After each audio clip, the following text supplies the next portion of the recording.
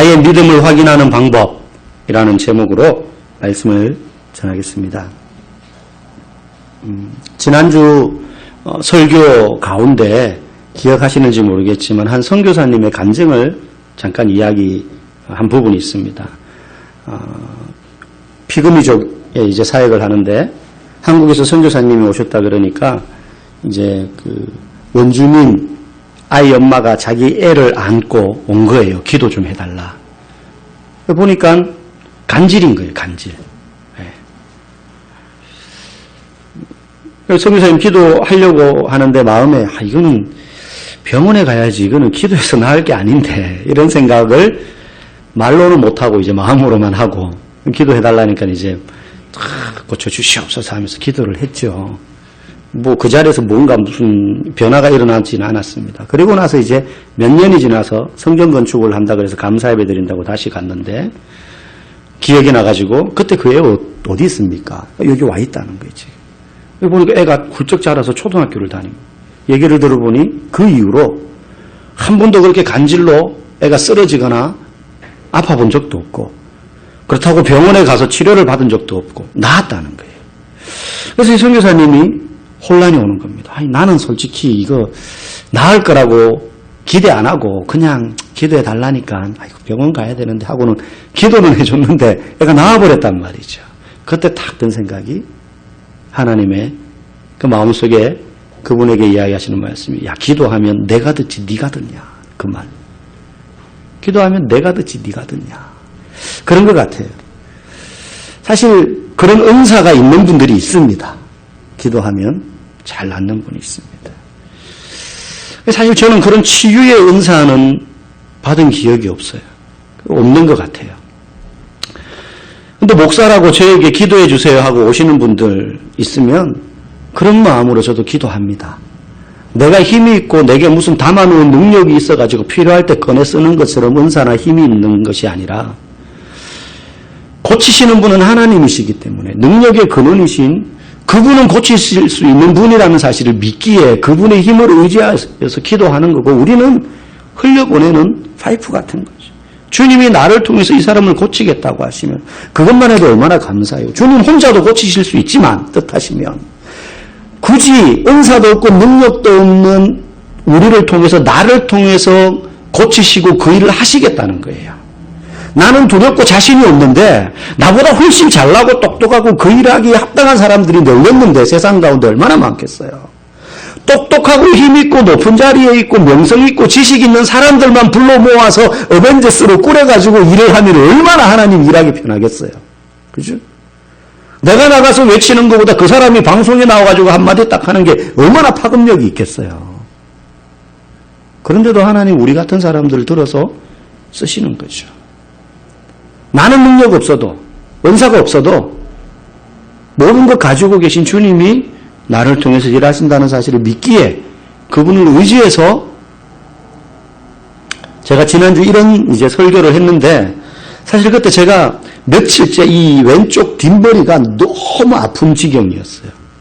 그 지난 주일 이전에 이미 한 사나흘 전부터 여기가 너무 아파가지고 이게 안이 아픈지 밖이 아픈지도 모르겠고 끙끙 앓아가지고요. 진통제로 버티고 있었어요. 먹으면 좀 괜찮고 그럼 괜찮을 때는 나은 것 같아요. 또 약발 때는 또 아파. 그래가지고 며칠을요 잠을 못 자가지고 막 이제 새벽 예배 가려고 하는데 3시에 깨가지고 막 너무 머리가 아파서 거실에 나가지고 혼자 이거를 앉지도 못하고 일어서지도 못하고 그 기분 아시죠? 머리 아프 편두통 있으신 분들 그죠? 막 이거를 막 머리를 싸매고 때려도 보고 막 돌려도 보고 안 돼요, 안 돼. 그렇게 며칠을 지내던 중이었어요. 그 주일도. 물론 기도했죠. 제 머리통을 붙잡고 주여 새벽에 나오면 주여 고쳐 주시옵소서 주여 믿습니다 막 했어요. 안 나요. 그러던 중에 그 주일날 그 설교를 한 거예요. 이제. 그러고도 아팠어요 계속. 그날 밤도 아팠어요. 주일 밤도. 그래서 주일날 밤에 너무 아파가지고 아프니까 이게 눈도 막 빠질 것 같고 이게 침침하고 힘이 없으니까 지쳐가지고 일찍 자야겠다는 생각밖에 안 들더라고요. 그래가지고 한 9시쯤 돼가지고 이제 막 지쳐가지고 이렇게 한 9시 넘었지 한 10시쯤 돼가지고 이제 침대에 쓰러지듯이 그냥 엎어지면서 기도도 아니고 그냥 혼자 푸념을 했어요. 하나님한테. 혼자 중얼거렸어요. 쓰러지면서 하나님 제발 머리 안 아프게 해주세요. 그러면서 아니 제가 무슨 암을 고쳐달라는 것도 아니고 이거 고치는 건 하나님한테 아무것도 아니잖아요. 그러고는 쓰러졌어요. 그리고는 그냥 잠이 살짝 들었거든요. 그러다가 이제 살짝 잠이 든 것 같아요. 막 밖에서는 아직 안 자고 있고 가족들은. 그래서 애들 막 거실에서 떠드는 소리에 또 깼어요. 이게 들려가지고. 딱 깼는데 안 아픈 것 같아요. 여기가. 머리가. 그래가지고 응? 안 아픈 건가 지금? 이게 아픈 건가? 막 헷갈리는 거예요. 이게 살짝 자다가 깨놓으니까 안 아픈 건가? 잘 모르겠더라고요. 그러다가 이제 잠이 들었어요. 이제 새벽기도 가려고 월요일 날 딱 일어나는데 안 아픈 거예요. 여기가. 그래가지고 안 아픈 건가 이게 지금? 이게 지금 뭐지? 나은 건가? 약간 그런 생각을 하면서 나은 것 같아요. 새벽기도 갔다 와서 이제 아침이 됐는데 안 아파. 그래가지고 이제 막 이거를 자랑하고 싶잖아요. 그래가지고 아내한테 얘기하려고 하다가 아니야. 또 도마 같은 인간이어서 이거 지금 잠깐 안 아픈 거 아니야 이거? 이랬다가 또 아프면 괜히 야 하나님 나를 고쳐주셨었는데 아프면은 아프다 소리도 못하겠고 이게 좀 더 두고 봐야 돼 이거 좀 더 기다려보고 진짜 나은 건지 확인해 봐야 될 것 같은 거예요. 참 얼마나 사람이 간사한지 있잖아요. 목사도 어쩔 수 없어요. 그래가지고 오늘 하루는 지내봐야지. 월요일 하루를 지냈어요. 뭐 일상적으로 살았는데 안 아픈 거예요. 그 다음 날이 됐는데도 안 아픈 거예요. 화요일이 됐는데도 하루 종일 안 아픈 거예요. 그래가지고 이건 나았다. 이건 확실히 나았다. 그래가지고 이제 가족들한테 얘들아 아빠 며칠째 머리 아팠는데 기도했더니 나았어. 그래서 상황을 설명했어요.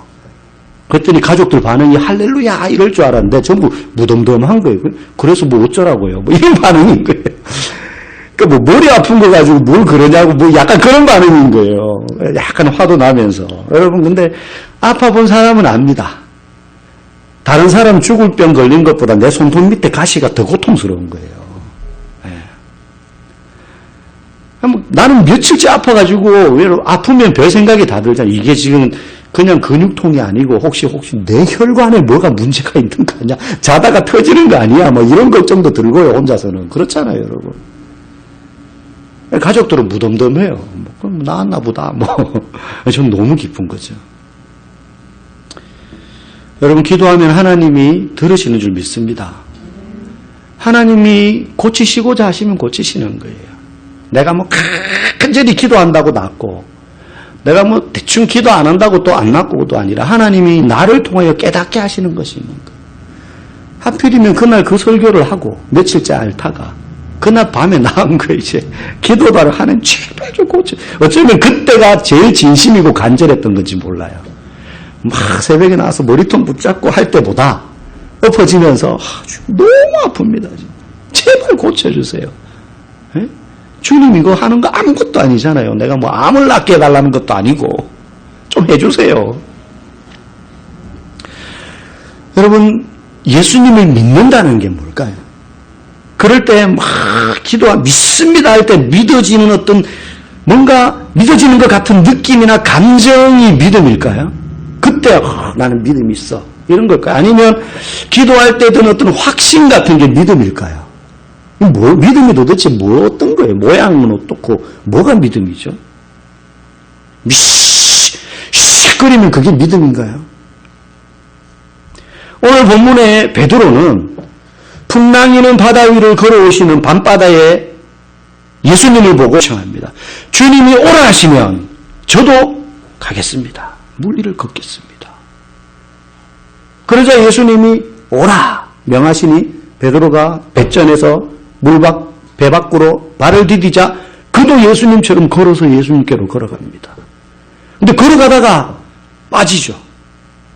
그래서 그를 건져주시는 예수님이 건져주시면서 베드로에게만 하시는 게 아니라 거기 있는 사람들에게 다 말씀하시죠. 이미 그들도 풍랑 때문에 무서워하고 있었으니까 믿음이 작은 자여 왜 의심하느냐. 예수님이 그렇게 말씀하셨어요. 믿음과 그 반대되는 의심 이 두 가지를 이야기하시는데 오늘 성경에 보면 베드로가 빠진 이유를 말해요. 30절 말씀 한번 봅시다. 30절 시작.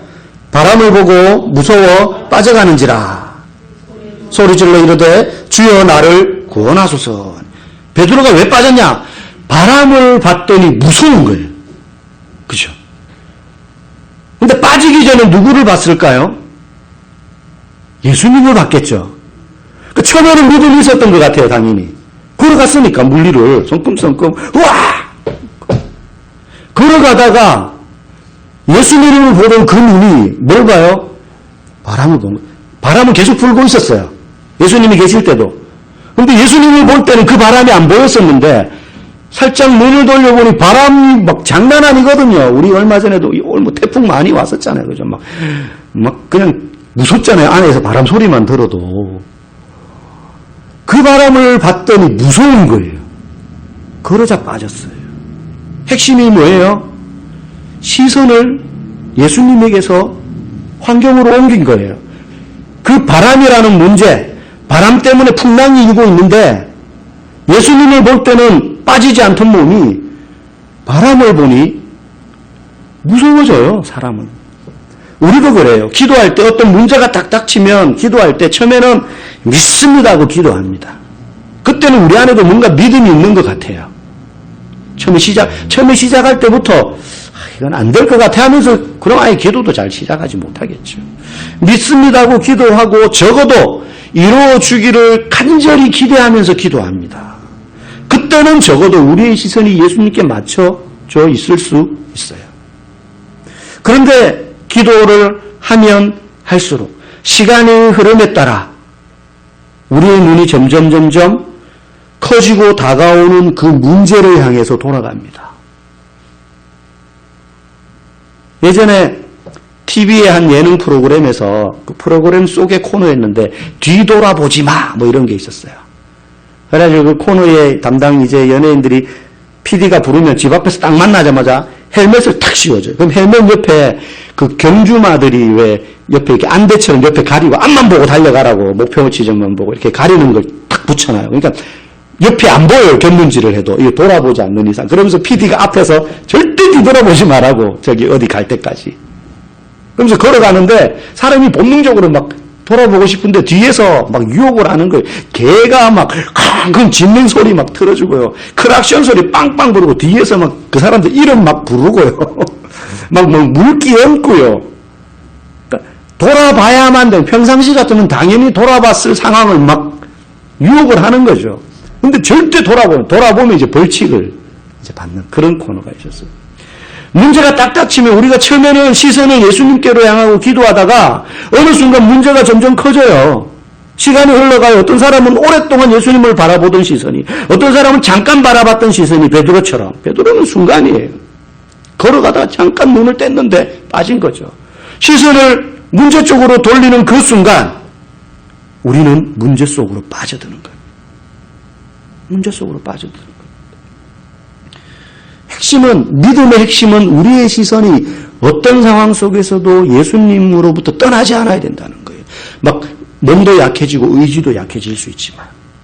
그래서 여러분, 내가 믿음이 있느냐 없느냐는 우리의 시선을 옮길 만한 어떤 문제를 맞닥뜨렸을 때라야 확인됩니다. 여러분, 우리 전부 학생 때 시험 치는 거 좋아했던 적이 없습니다. 시험은 진짜 괴로워요. 시험이 없는, 그래서 빨리 고등학교 졸업하고 학교를 졸업하고 세상에 나가면 시험 없는 세상에 살 것 같은, 너무 좋겠다 이런 꿈을 한 번씩 꿔봤어요. 그런데 여러분, 시험 치는 것을 좋아하는 사람은 없지만 시험을 쳐봐야 자기 실력이 확인돼요. 내가 몇 점인지 몇 등인지 어느 과목이 약한지 그 과목 내에서도 어느 부분이 약한지, 내가 단어를 모르는지 문법에 약한지 시험을 쳐봐야 확인이 되는 거잖아요. 그러지 않고 자기 혼자 시험도 안 치고 문제 앞에 서보지도 않고 나는 공부 잘해, 나는 믿음 좋아, 아무 소용없어요. 몰라요, 그건 자기도. 문제 앞에 섰을 때라야 비로소 진짜 자기 믿음이 확인됩니다. 요즘 어른아이 할 것 없이 유튜브 콘텐츠 중에 제일 핫한 것 중에 하나가 가짜 사나이라는 게 있습니다. 아마 여자분들은 모르실 수 있어요. 이제 일반인들이라고 하지만 완전 일반인은 아니고 유명 유튜버들을 자원을 받아요. 자기들이 하겠다 해가지고. 그래서 UDT라는 특수부대 출신, 교관 출신들이 그 사람들을 모아다가 진짜 각본 없이, 공중파가 아니니까 각본 없이 진짜 그 특수부대 훈련에 준하는 만큼의 그 훈련 중에 일부분이죠. 100시간을 훈련을 시켜요. 100시간을 먹지도 않고 재우지도 않고 물도 안 주고 계속 훈련시키는 거예요. 계속. 실제 그 부대는 120시간 동안 그걸 하거든요. 그 훈련 중에 그것도 일부예요. 그거를 줄여서 이제 하는 거죠. 그러니까 공중파가 아니니까 진짜 리얼하게 해요. 막 훈련 받으면서 똥 싸고 오줌 싸고 다 해요. 그걸 보여주지는 않지만, 왜냐하면 화장실 가고 쉴 틈을 안 줘요. 잠도 안 재우니까. 그런 훈련을 하는데 막 거기 보면 14명이 결국에는 면접 수백 명이 봤는데 그중에 14명이 뽑혀가지고 훈련을 들어가요. 근데 지금 하루가 안 지났는데 8명이 탈락했어요. 하루가 안 지났는데 6명 남았어요. 근데 그 남은 사람들이 헬스 하는 유튜버들, 그리고 국가대표 운동선수 출신들, 그렇게 해서 6명만 남았어요. 그거 보면서 남자들은 느껴요. 그걸 극복하면서 뭔가 대리만족, 그걸 느끼잖아요. 그러면서도 2번 가기는 싫다, 이런 이제 생각은 하는데, 사실 그런 거 안 봐도 남자들은 군대 가보면 다 경험하잖아요. 하루만 훈련받아 보면 내가 아무것도 아니구나 하는 걸 느껴요. 내 육체도, 내 육신의 능력도, 내 정신력 다 바닥을 칩니다.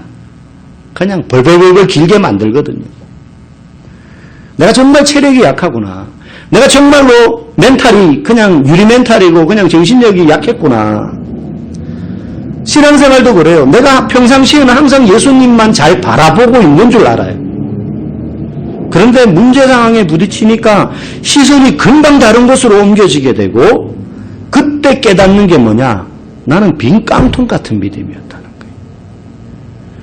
교회에서는 어떻게 저 사람 믿음 좋아라고 대부분 평가합니까? 봉사 잘하고 성격 좋고 열심히 일하고 그러면 앞장서면 믿음 좋다 그래요. 아니에요. 그럴 수도 있으나 잘한다 하니까는 믿음 좋은 줄 알았는데 알고 보니까 깡통인 거예요. 깡통.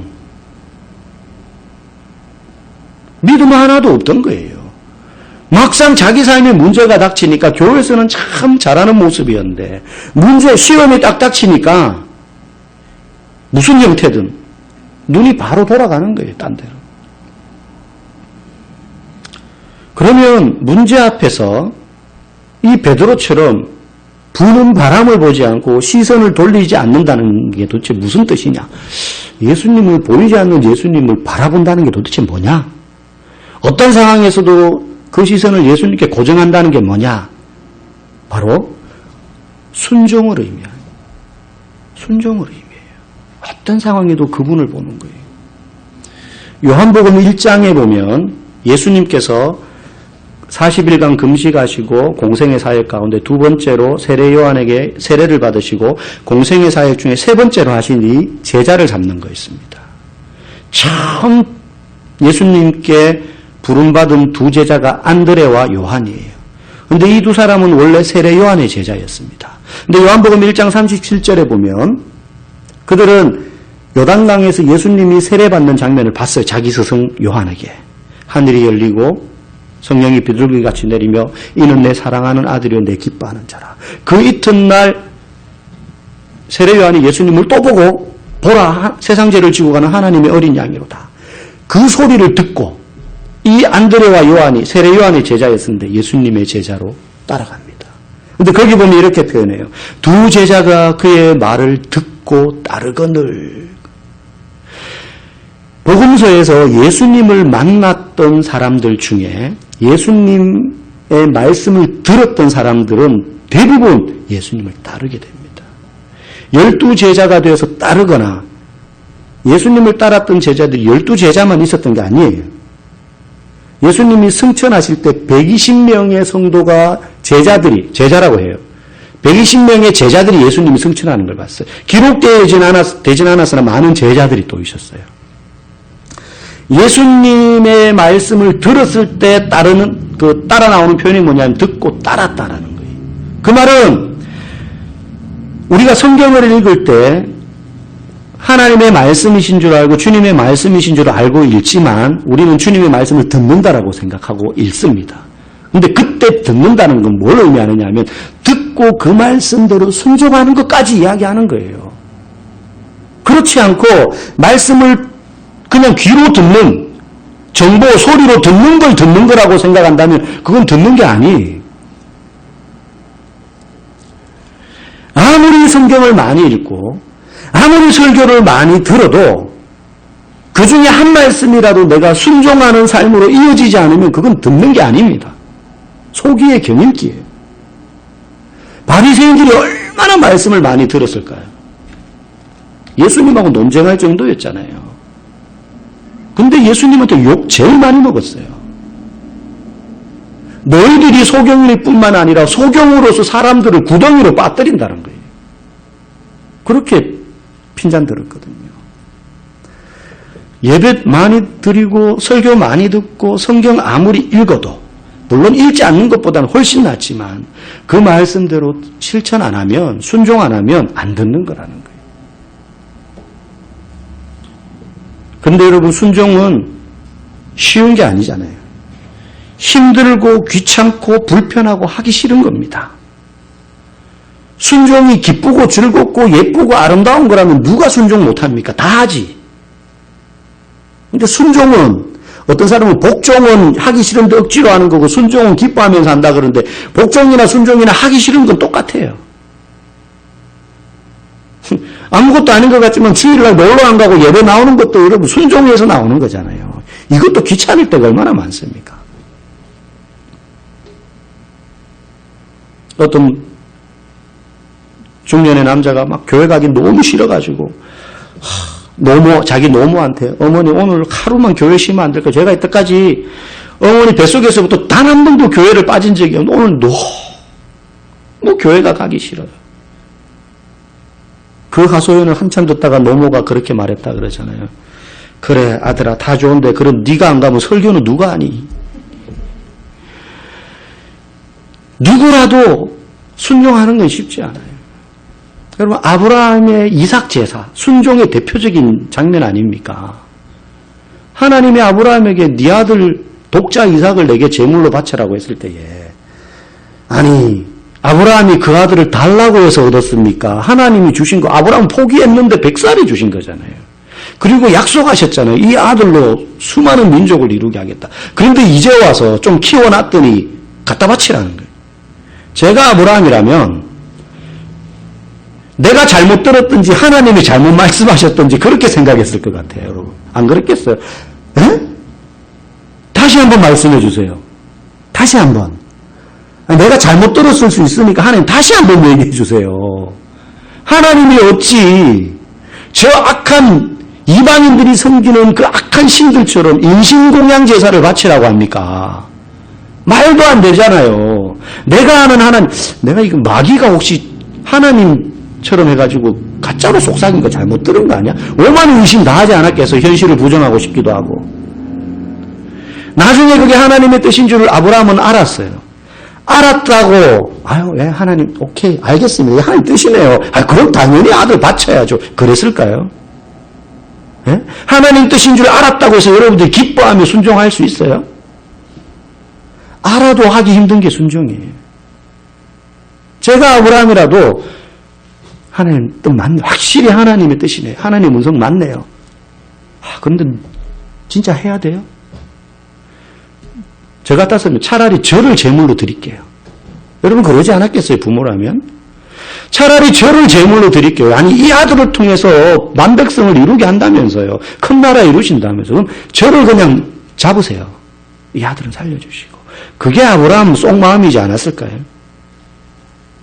근데 아브라함은 순종했어요. 순종은 기쁘지 않습니다. 즐겁게 할 수 있는 게 아닙니다. 신학대학원 다닐 때요. 거기는 적어도 목사를 하든 학자를 하든 선교사가 되겠든 내가 이거 아니면 나는 죽겠습니다. 뭐 그런 마음 가지고 다 온 사람들이에요. 적어도. 그래서 교수들이 면접 볼 때 진짜 하나님이 당신 부른 거 맞냐고 막 계속 묻거든요. 증거가 뭐냐 막 소명을 묻고 그래요. 그래가지고 온 사람들인데도 기숙사에서 체프 예배를 새벽마다 드려야 된단 말이에요. 그거 새벽 예배 가기 싫어가지고 캐비넷 속에 숨고 막 그러는 분들이 있어요. 신학생들. 나는 죽어도 이거 하겠습니다. 해가지고 온 사람들인데도 순종하기 싫어가지고 캐비넷 속에, 제가 진짜 놀라운 전도사님 봤어요. 침대 밑에 숨더라고. 그 먼지 하얗게 쌓였는데 새벽 예배 가기 싫어가지고. 여러분, 하기 싫고 그만두고 싶고 때려치우고 싶고 쉬고 싶은데도 말씀이 가라 하시니까 가고, 기도하라니까 해야 되고, 큐티 하라니까 해야 되고, 무릎 꿇으라니까 해야 되고, 말씀 보라니까 보는 거예요. 그만두라고 하시면 하고 싶어도 못해요. 성경 읽기 귀찮아도 읽어야 되는 거예요. 그래서 예배 시간에 아무리 앉아서 설교 들어도 내가 성경을 읽고 그 말씀대로 부딪히는 말씀과 주신 말씀대로 살지 않으면 안 듣는 거예요. 30년, 20년, 10년 교회 다녀도 안 듣는 겁니다. 하나도 믿음으로 남지 않습니다. 그래서 바울도, 그 대사도인 바울도 고백하잖아요. 끊임없이 내 몸을 쳐서 복종시킨다는. 바울 정도 되면 룰루랄라 하면서 주님 일하는 게 너무 기쁘고, 복음 전에 돌멩이 던져도 안 아파 막 그랬을 것 같죠? 아니, 내 몸을 쳐서 복종시킨다. 내 안에 육신의 소욕과 성령의 소욕이 오늘도 싸운다는 거예요. 쉬고 싶다, 눕고 싶다, 자고 싶다, 내일부터 읽자, 내일부터 예배드리자, 가정예배, 내일부터 큐티하자, 그러고 싶은데 막 싸운다. 근데 어떻게 해요? 내 몸을 쳐서 복종시키는 거예요. 그거 안 하면 그게 믿음을 측량하는 거예요. 위기 상황과 문제 상황 앞에서 내가 그렇게 절절 길면서도 말씀대로 살려고 몸부림치느냐, 새벽을 깨우느냐, 때로는. 그래서 사무엘상 15장 22절에 순종이 제사보다 낫고 듣는 것이 수양의 기름보다 낫다. 보세요. 순종과 듣는 것이 같다는 거예요. 듣는 건 귀로 듣는 게 아니고 순종하는 게 듣는 거라는 거예요. 그게 예배 드리는 것보다 낫다는 거예요. 내가 천천의 순양과 만만의 재물을 기뻐하겠냐는 거예요. 아무리 그럴듯한 모습으로 나와가지고 일하고 봉사하고 해봐야 말씀대로 안 살면 하나님 안 듣는다는 거예요. 결국 문제 상황 앞에서 시선을 고정시킨다는 건 내가 말씀대로 순종하느냐, 그걸 통해서 우리의 믿음이 확인된다. 그걸 통해서. 그때는 주님만 확인할 수 있는 게 아니라 우리끼리도 확인이 돼요. 평상시에는 모르죠, 서로. 믿음 좋은 것 같아요. 봉사 잘하고 잘하니까 리더하고. 근데 그런 상황에서도 말씀대로 순종하느냐, 분명히 힘들어서 저 사람 원망하고 핑계하고 나가 떨어지고 쉬워 보이는 편한 탈출구 찾을 것 같은데도 울면서 주님 앞에 나와서 엎드리고, 주님 아니면 전 살 수 없습니다. 주님 너무 아픈데 제발 좀 고쳐주세요. 그때 저 사람 믿음 있다. 사람이 볼 때 그러면 주님이 볼 때는 어떻겠어요? 여러분, 문제가 닥치면 우리는 다른 곳을 쳐다보고 싶습니다. 본능적으로 돌아보고 싶습니다. 편한 탈출구 찾고 싶습니다. 내 문제 앞에서도 끝까지 예수님 말씀 앞에서 그 말씀대로 순종하고 내 고집과 내 판단과 계산 내려놓고 그분만 바라볼 때, 그때 바라보시는 주님의 저울에 내 믿음이 확인되는 줄 믿습니다. 저와 여러분이 평탄하고 좋을 때만이 아니라 그때는 감사 찬양해야 되고, 당연히 그러지 않은 순간이 분명히 있단 말이죠. 그때도 우리의 믿음이 주님의 말씀 앞에 순종함으로 나아가서 정말로 우리의 믿음이 그때마다 검증되고 확인되는 그러한 축복이 우리 모두 가운데 있기를 주님의 이름으로 간절히 축복합니다. 이 시간 함께 우리 말씀